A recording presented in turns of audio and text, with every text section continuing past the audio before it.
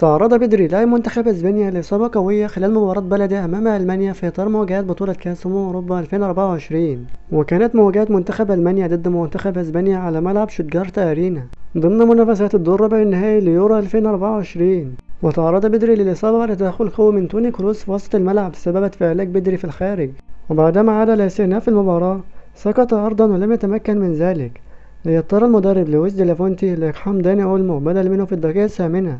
وكان قد تمكن منتخب ألمانيا من حسم التأهل للدور ربع النهائي بعد تحقيق الفوز على الدنمارك بهدفين دون مقابل، بينما تمكنت إسبانيا من قلب الطاولة على جورجيا وحققت الفوز بأربعة أهداف لهدف وحيد وحسمت التأهل.